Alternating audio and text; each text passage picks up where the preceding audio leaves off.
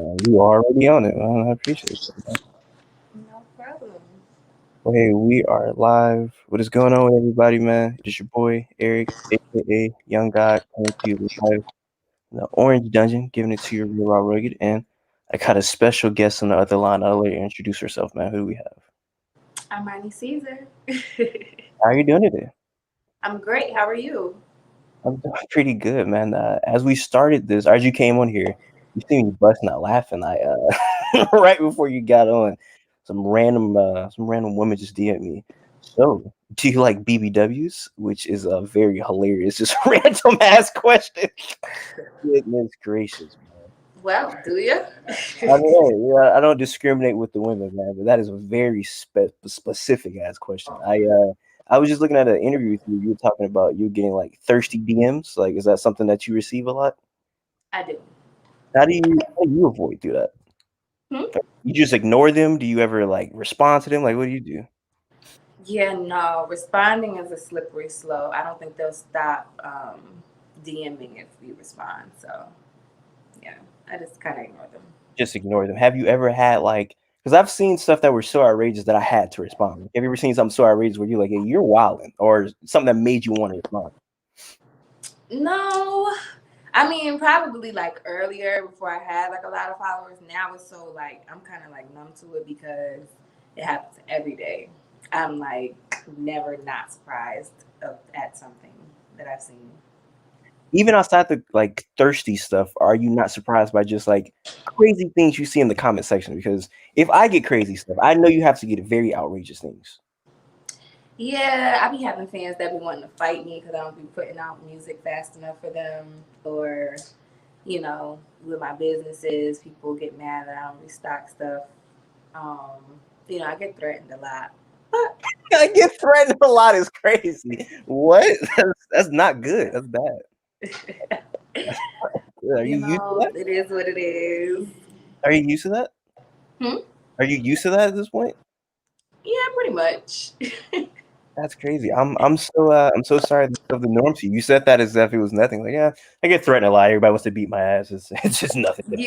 Yeah, but it'd be like I had to learn, like, they say it with love. Mm. So, So it's like almost like I don't know if you ever see people like they hassle Rihanna to release a new album. It's kind of like that. oh, I can only imagine what she go through. Like, I know, like, what I go through to release music isn't nearly as harsh as what she goes through. So, shout Well, hey, out man, to her.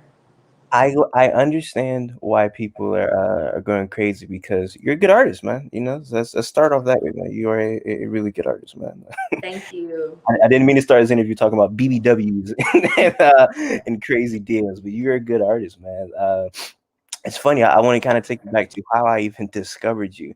I have a Hmm. friend named Rari, and he has to be like one of the most just eccentric, craziest hood niggas I've ever met in my life.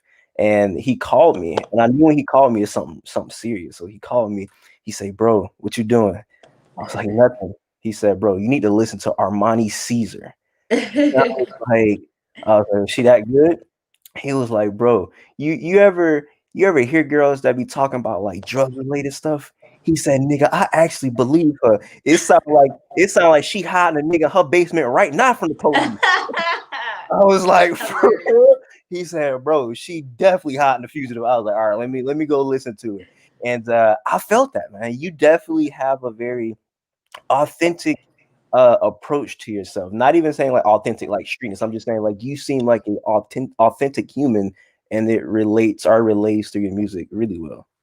You know, I would agree. I just think that comes from my music being written, by myself, and also being based upon experiences, of my own versus somebody else's experiences. I think that, music just hit different when you can, um, I guess, like when you go through it and you can get through it and talk about it after.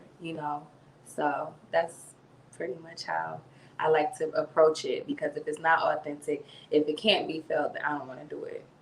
And it's a lot of people that try to be authentic, but it just doesn't like come across in their music well, even though they may be talking about something very serious and very real, it doesn't come across. You've been making music for, I don't know, I feel like you're a veteran, but you're really young.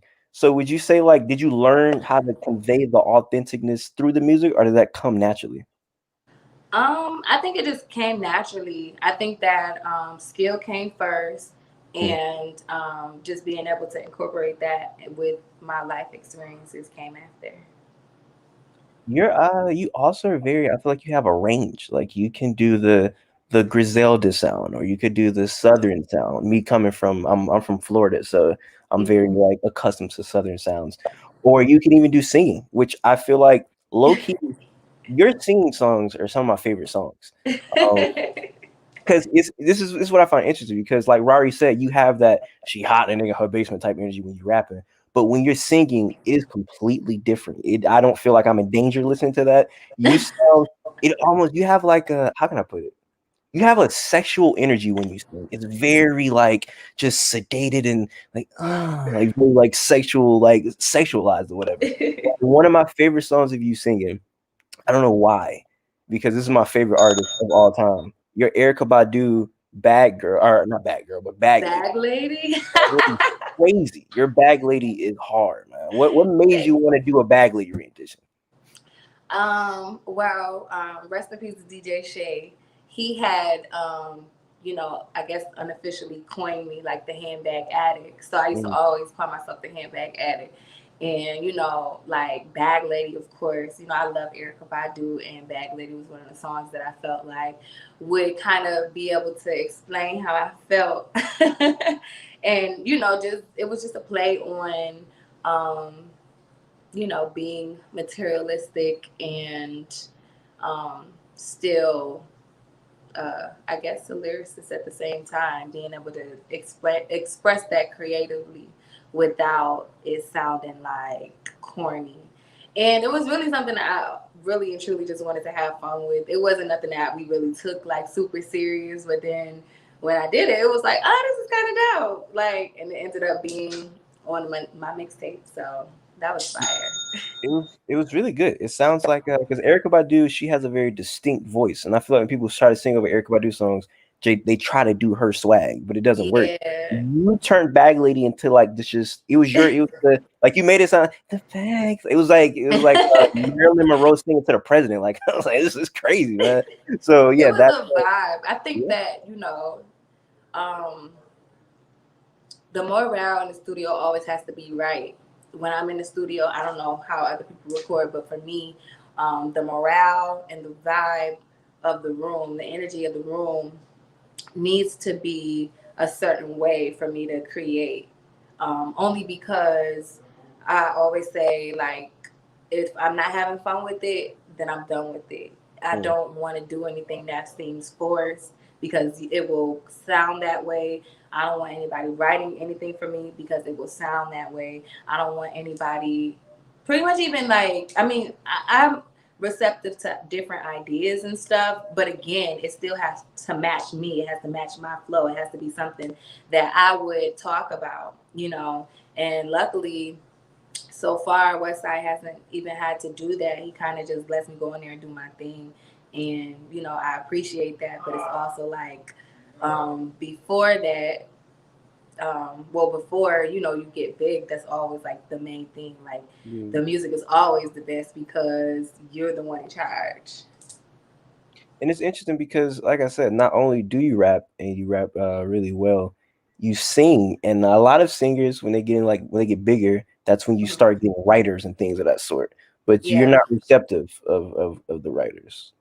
No, I think that I mean, here's the thing. I've worked with like people like Rico Love before.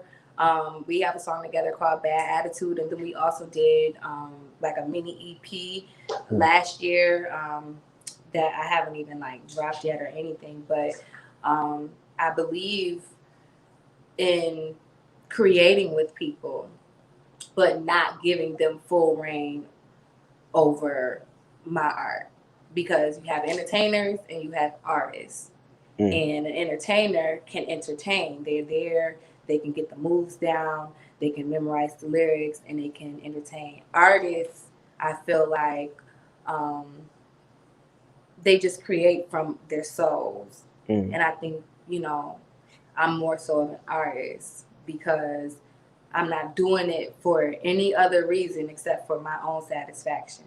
The money that comes with it, the opportunities that come with it is just, an after effect of what I would be doing for free, you know, just with anything. So I think that that is the difference. And I mean, you have to have both. I love entertainers. Don't get it twisted. I like being entertained. But me personally, I view myself as an artist, you know, and that would be the difference between me and a lot of other female artists or entertainers out there. That's interesting. I've never looked at it in that regard with the entertainment versus artist standpoint. I do get Yeah. what you're saying though. Like I guess when you think of a artist, you think of somebody like Prince or somebody like that, like somebody Yeah, like somebody that you know that isn't trying to just follow the trends or do what's trendy or what's popping just to stay popular or just to stay on top. They're just literally just creating and doing what they would do naturally. Like Andre 3000 playing the flute, just walking down the street now. Like, it's a vibe. You could tell like he's just literally an artist.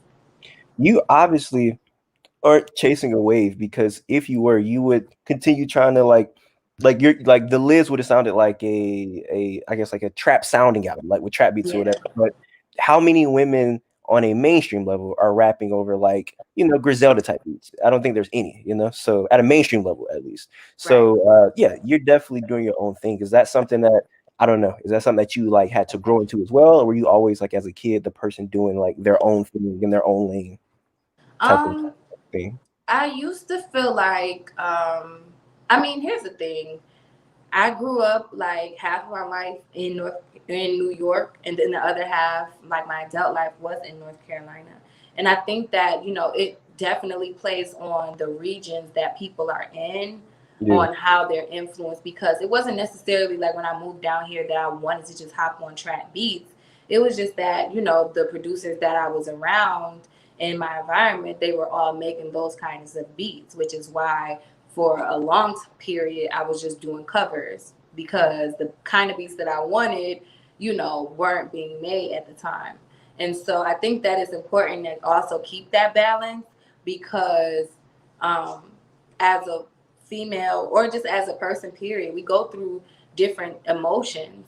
And sometimes I don't always feel like, you know, super hip hop. Sometimes I do want to hear some club music. Sometimes I do just want to turn up and I don't care about the lyrics. Yeah. Sometimes I just want to be able to ride out and just listen to something that I can feel, or I want to listen to something that's going to impress me lyrically. So I guess the reason why I think that it's such a blessing that I didn't like pop as soon as I started making music was because I had the opportunity to be able to learn and grow as a woman and be comfortable with whatever I was doing, whether it was something that was super trendy or whether it was something that was, you know, completely out of the box, and be able to bring me to both, because in a sense, it's like, just like I said, like when as an entertainer, if I wasn't, me, or if I wasn't comfortable with what I was doing, then it would sound like it on those Griselda beats as well. Mm. Because again, like this is my first time kind of rapping over those kind of beats. I started off early rapping over like Alchemist beats and stuff like that, like the Getaway freestyle and stuff like that. But for the most part, it was more so like Kim beats, you know, um, a lot of different beats, but it wasn't that sound, you know? No, I think being from New York and also living in North Carolina, it helps you because it gives you perspective on both ends. Because me growing up in Florida all my life, I know for a fact niggas are not trying to hear anything lyrical, like super Yeah, lyrical, because I love music from all regions, eras, genres, and I'll play something. I mean, boy, nigga about to throw me out the car if I play something that's not Kodak Black, boy. Nigga, you play something not it Kodak, be like that. it'd be And like that. So yeah, I'm glad you got that perspective of knowing each side. yeah, because I mean, again, because I had the luxury of almost being like that child with, two parents, and you have like split custody, and part of me is, New York born and Yeah. raised, and then another part of me is, the South. So I think that just being able to marry both sounds and have it sound authentic and just have fun with it, I think that is, is working. What was the biggest culture shock, like coming from Buffalo to North Carolina? Because even like dealing with like a New York girl, y'all are definitely different in like Hmm. versus like a Southern girl, like just very much different. Even communicating with, like I wouldn't say the same thing to you that I would somebody from Texas or something like that. So like, what were your like biggest culture shock from coming down here?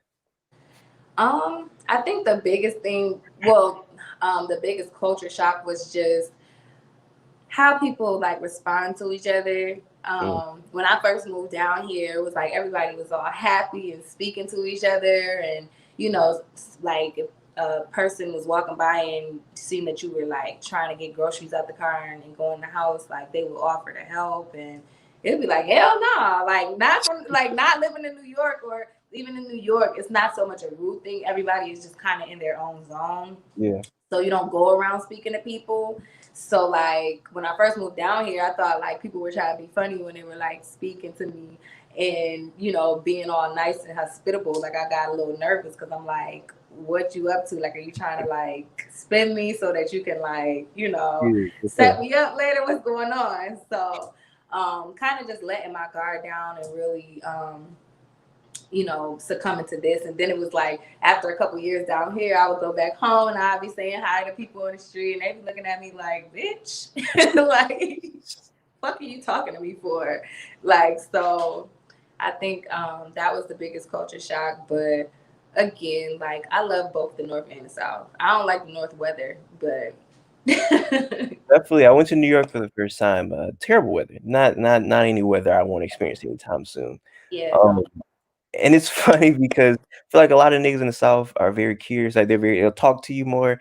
And I don't know, man. This has really nothing to do with that. But I'm gonna forget to ask this if I don't ask this now. Now, this is something that has been plaguing my mind watching all your interviews. So I remember watching the presidential debates a couple months ago, and Mm-hmm. these old white men, I'm talking about, these crackers was standing up for hours. They didn't sit down at all. Now I've been looking at your interviews, and you stand in this kitchen, and you don't sit down. You know, say, "Let me get a water break." You be standing up. How I need to know, like, do you have a strong calves? Your calves strong? Like how? Like you don't be sitting down. Like I've been thinking about that I be, this I whole be hype. I be feeling like I'm at a podium. Like when I'm at this thing, I feel important. I'm on my Gucci name. Like I'm time. staying the whole verses. Hey, don't diss my dead niggas though, man. I don't want you to diss my dead niggas. Don't do that, man. I'm not smoking my dead niggas tonight, man. You're not smoking them niggas tonight. But yeah, I've been thinking that, and I think that kind of transitioned into like because you have like a good physique, like you have a good build, and you show that off with your clothing boutique. Yes. Something I didn't know about either until one of my homegirls. She was mad. She was so mad. And she called me and I was like, "What's wrong with you?" She was like, "Man, I was trying to buy Armani Caesar." What she said it was, I wrote it down recently. What she said it was a set. Whatever the hell that is. I don't know. She was like, "It's sold out."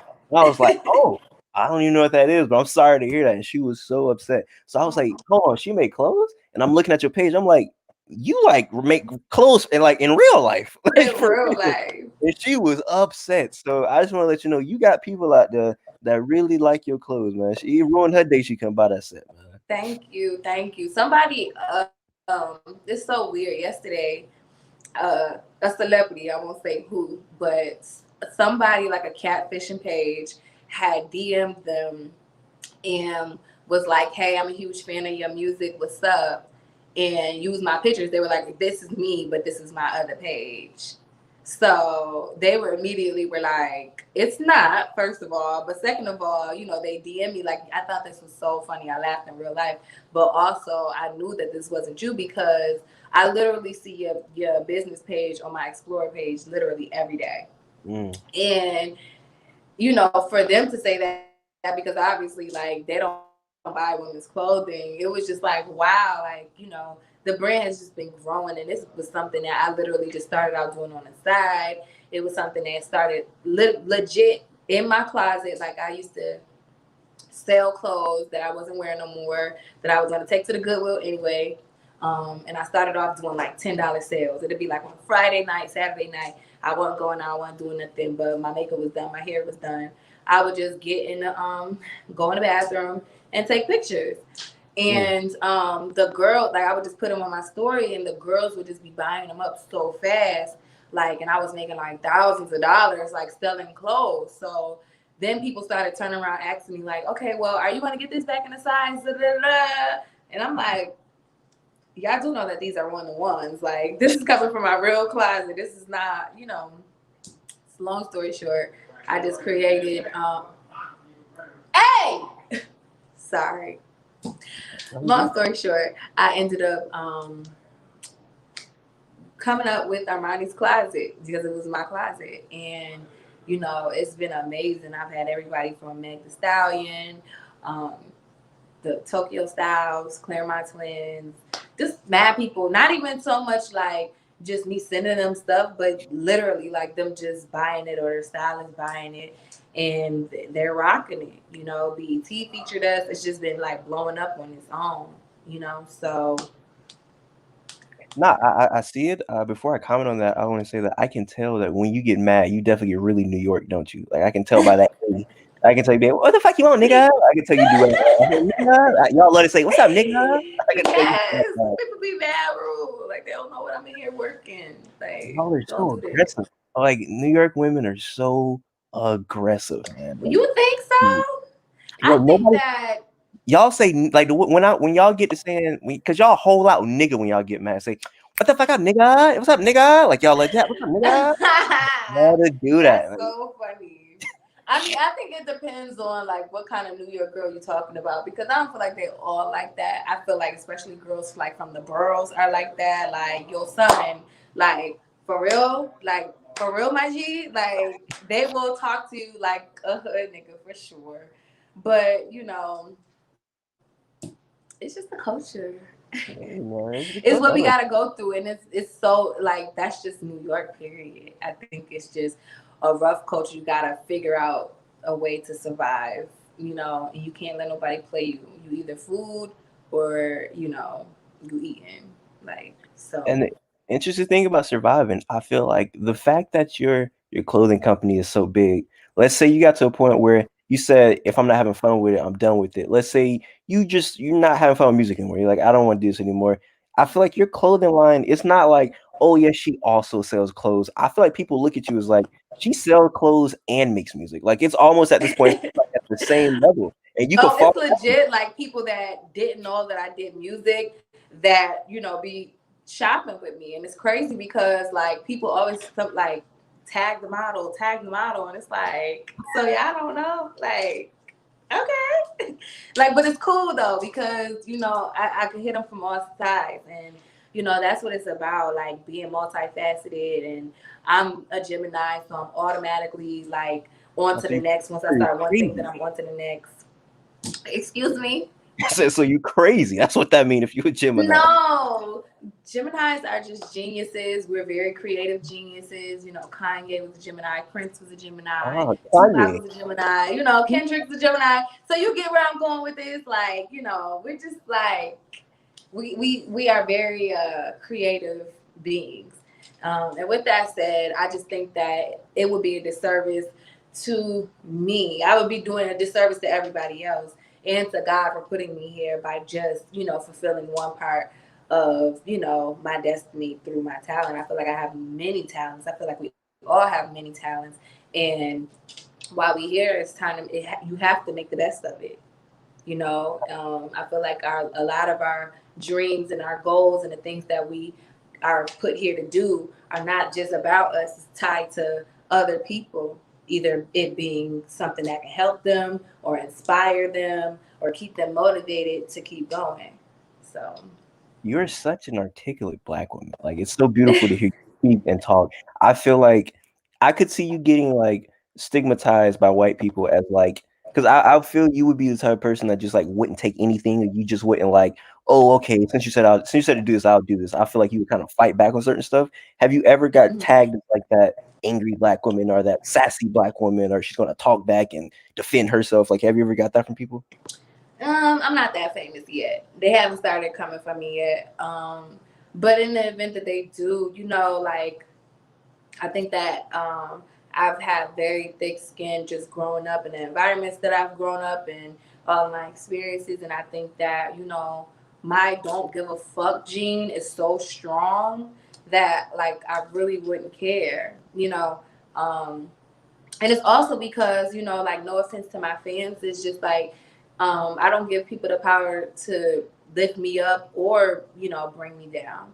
I kind of just stay neutral with it. Like I appreciate the love, I appreciate like my support is 100%. However, I don't feel like anybody should give people the power to like lift them up, because essentially they have that same power to tear you down, and that's why so many Yeah. people are so suicidal when they get canceled, or they get in the media and bad things are happening, or people are trolling, or whatever the case may be. I think that now it's to the point where it's like I don't put it up, I don't pick it up, I don't put it down, you know.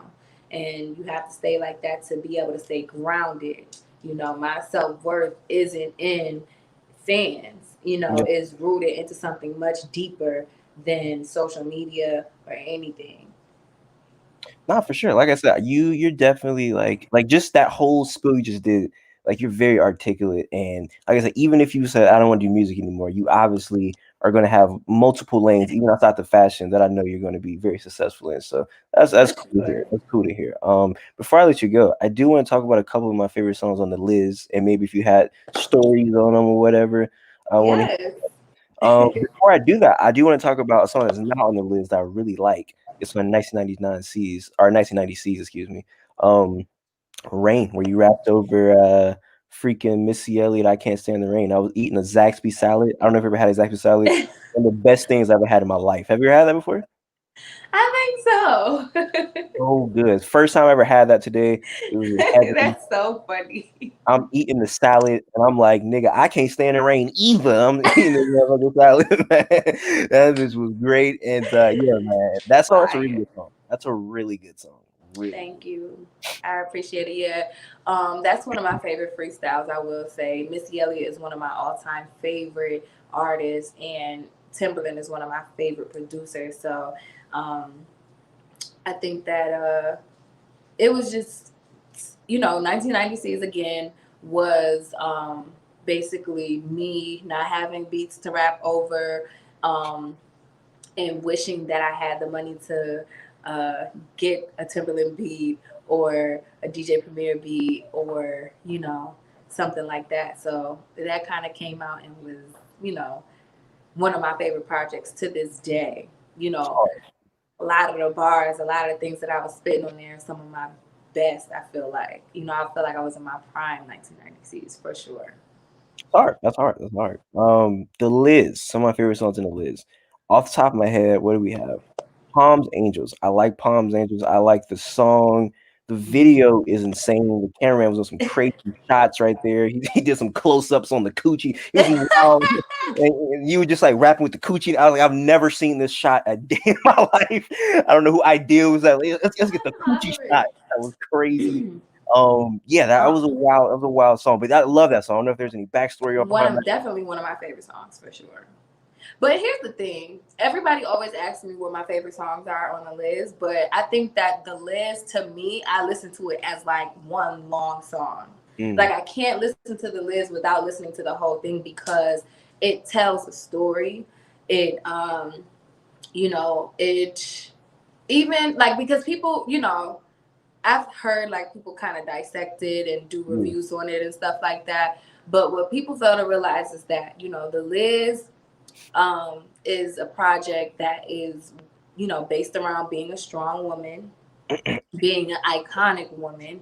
I'm starting it off with Sissy from CB4 dropping game that even in the 80s and, now in yeah. 2021 still applies to this day, about just not being so gun ho and caught up on being an extra in the video or riding a man's coattail, but actually having your own and being your own boss and your own businesswoman.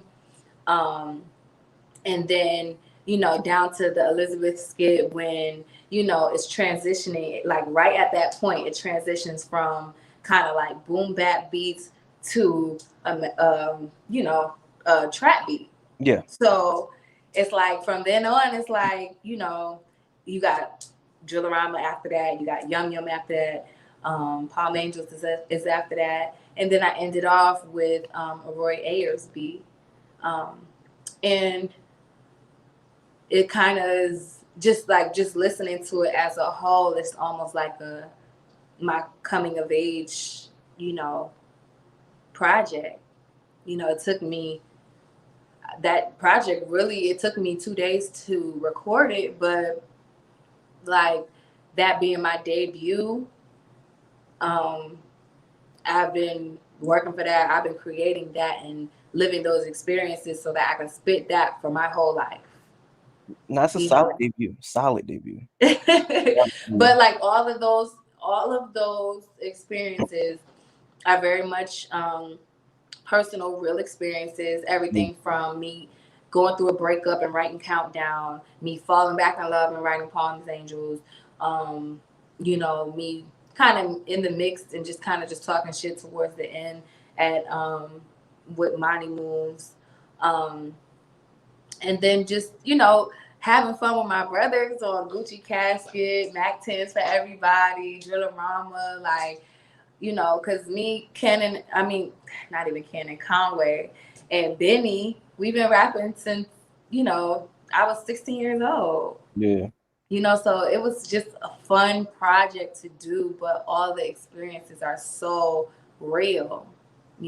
Everything on that I spit is very much real, and um, it's crazy because so many males gravitated to it, even though I'm still telling a female story, Mhm. and that's what I love about it. That's what, men can actually, I guess, view a girl that may look like a Instagram model or just a model period that somebody wouldn't really take serious, and it kind of Yeah. like humanized us. They kind of like made it seem like, okay, well, damn, like she used to be a dancer. That's crazy. Like strippers are always viewed as, somebody that may be singing like a WAP or something. Yeah. And then, I'm telling you, like, I know I was leaving with trash bag money. Like, throw security and stack and tell them, grab that for me. Like, I made it gangster. But these are all experiences very much that a lot of females are rapping about.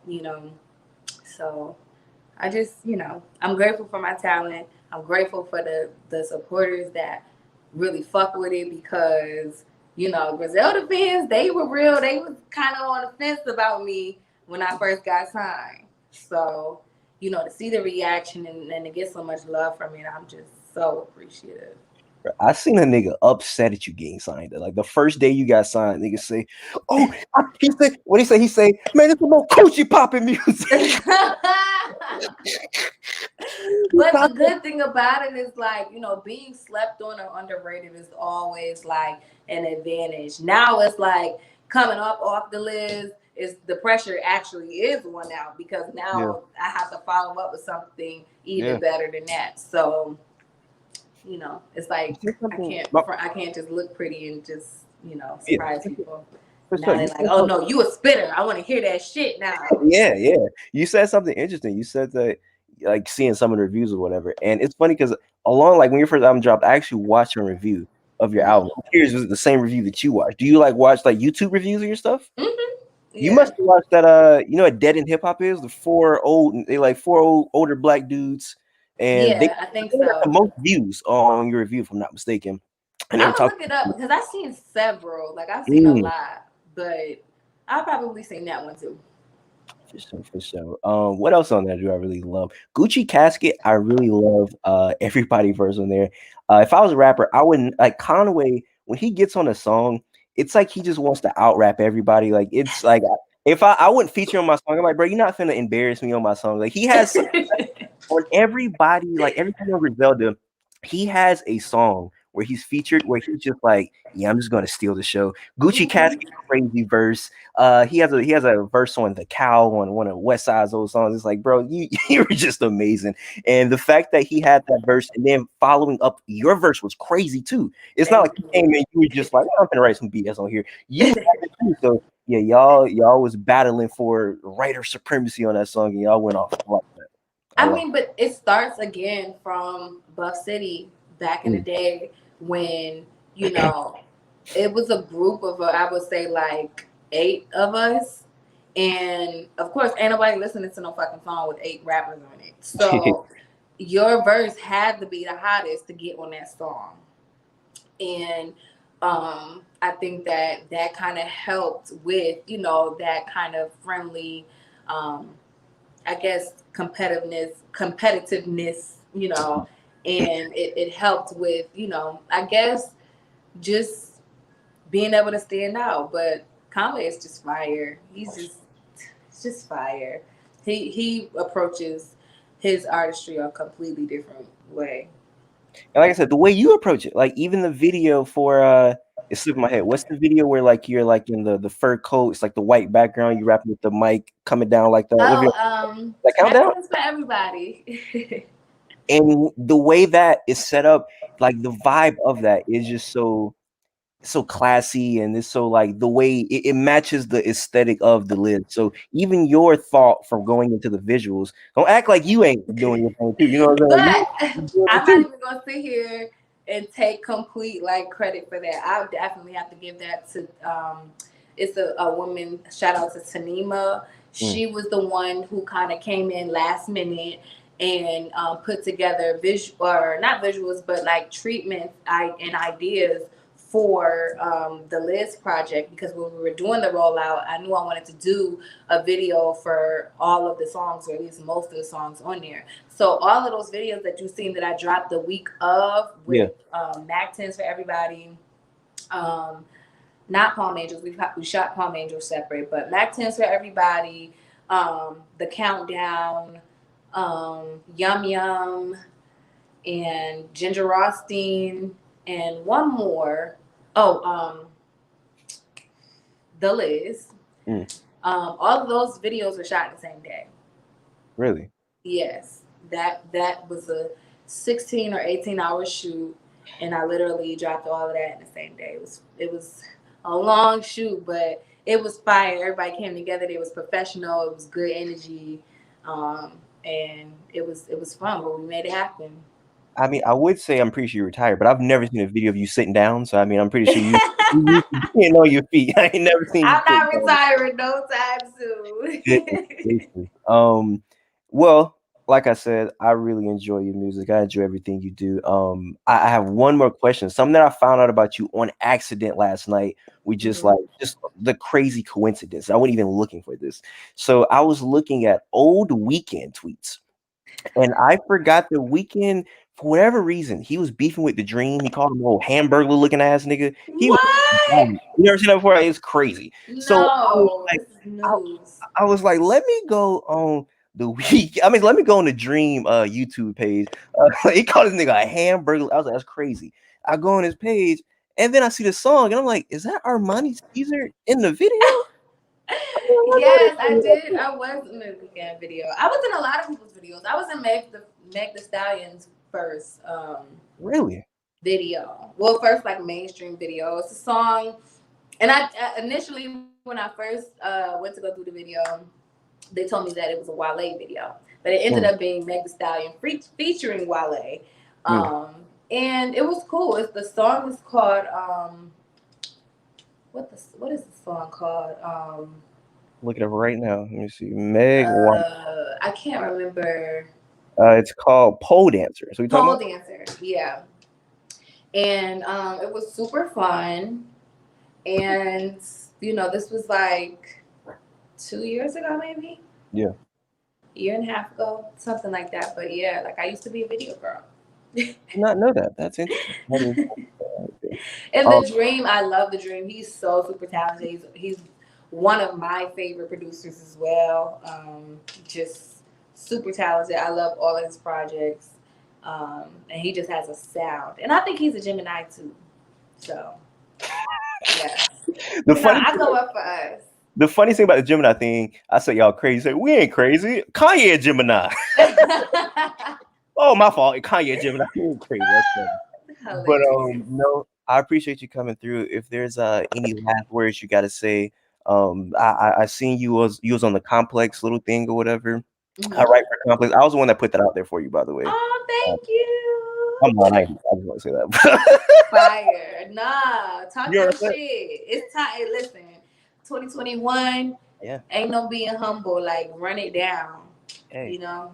like I said, I appreciate. I don't think you heard what I said at the end. I said I write for Complex, but I ain't do that. I just want to act like I did some shit. I ain't throw your name out there. I wouldn't have won that. I wouldn't have won that shit. I just want to act like I was. Thereby. But if you got any last words for the people out there watching, let it be known. I mean, I don't ever have a last word. I talk too much. I'm an artist. But I will say I will leave this interview with just get used to seeing me. Get used to this movement. This is only the beginning, and the list too coming soon. For sure, for everybody watching right now, I appreciate you guys. Until next time, I say what I mean. I mean what I say. Haters are gonna hate, players gonna play, and you guys holler at your boy.